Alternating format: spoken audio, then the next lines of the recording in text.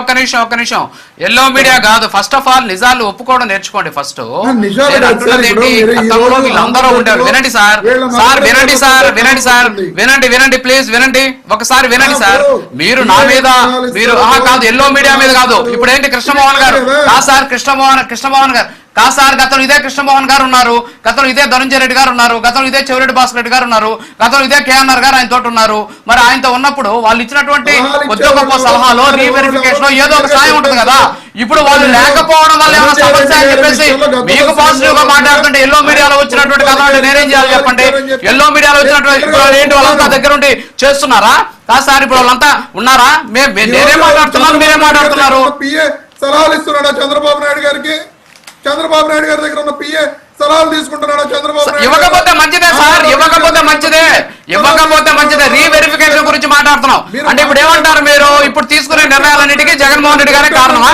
సరే ఇప్పుడు మార్చేస్తాం సార్. సరే ఓకే సార్, ఇప్పుడు ఎన్ని వద్దు అంటే జగన్మోహన్ రెడ్డి గారే డిఎస్సీ అభ్యర్థులకు నేరుగా ఫోన్లు చేసి డిఎస్సీ అభ్యర్థులు ర్యాంకులు కనుక్కొని డిఎస్సీ అభ్యర్థులకు ఎన్ని మార్కులు వచ్చాయో కనుక్కొని వాళ్ళందరినీ అరేంజ్ చేసి వాళ్ళందరినీ తెప్పించుకుంది జగన్మోహన్ రెడ్డి గారేనా? దీని వెనక టీం వర్క్ లేదంటారు మీరు, అంతే కదా? కాదు సార్, కాదు రమేష్ గారు, దీని వెనక టీం వర్క్ లేదు, కేవలం అన్నిటికీ జగన్మోహన్ రెడ్డి గారే బాధ్యులు అంటారు. ఓకే డన్ కానండి. టీం వర్క్ అంటే మీరు సలహాలు ఇస్తున్న వ్యక్తుల పేర్లు చెప్పారు చూడండి, వాళ్ళు సలహాలు ఇవ్వడం లేదు అని చెప్తున్నాను. సలహాలు కాదండి, ఇప్పుడు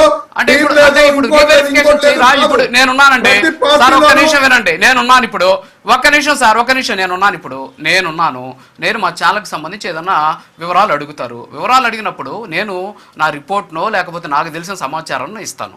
సో గతంలో వాళ్ళు ఉండేవారు, వాళ్ళు ఉన్నప్పుడు కొద్దో గొప్ప కొంచెం బాగా జరిగేది. ఎందుకంటే కనీసం రీవెరిఫికేషనో, కనీసం క్రాస్ చెక్కో, కనీసం వచ్చినటువంటి వాళ్ళతో వీళ్ళు మాట్లాడమో, కనీసం రిపోర్ట్ ఇవ్వడమో, కనీసం జగన్మోహన్ రెడ్డి గారికి చెప్పడం ఇలాంటి ఉండేది. సో వీళ్ళందరూ కూడా ఇప్పుడు దూరం అవ్వడం కూడా ఏమన్నా ప్రాబ్లం ఏమో అనే ఉద్దేశంతో నేను చెప్తుంటే మీరు అంతసేపు ఎల్లో మీడియా నేను క్లారిటీగా చెప్తున్నా ఎవరెవరి బాధ్యతలు ఏమిటి అనేది.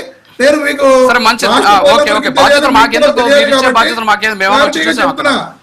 ఈ రోజున మీరు చెప్పిన పేర్ల వ్యక్తులు ఏం